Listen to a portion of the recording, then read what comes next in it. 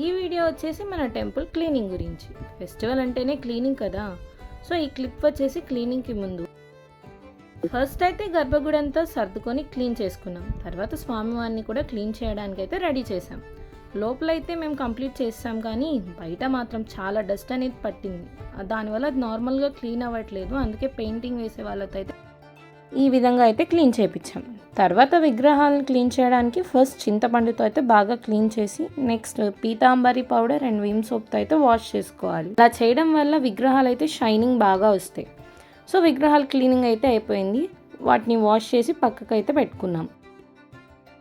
వీళ్ళు చూడండి, మేము ఏదో చేసేస్తున్నామని ఎంత చక్కగా కూర్చొని చూస్తున్నారు అసలు. ఇప్పుడైతే స్వామివారిని డెకరేట్ చేస్తున్నాం. అమ్మ అయితే స్వామివారి కోసం కొత్త బట్టలు అండ్ జ్యువెలరీ కూడా తీసుకొని వచ్చారు. ఇంకా అన్నీ సెట్ చేసుకొని అలంకారం కూడా కంప్లీట్ చేసుకొని గర్భగుడిలో అయితే పెట్టేశాం.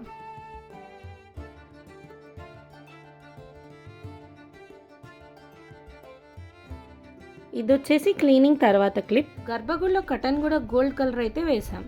దానివల్ల భలే బ్రైట్నెస్ అయితే వచ్చింది. సో ఈ విధంగా అయితే మేము సంక్రాంతి క్లీనింగ్ అయితే కంప్లీట్ చేసుకున్నాం. మీకు స్వామివారి అలంకరణ ఎలా అనిపించిందో కామెంట్ చేయండి. అలానే లైక్, షేర్ అండ్ సబ్స్క్రైబ్ కూడా చేసుకోండి.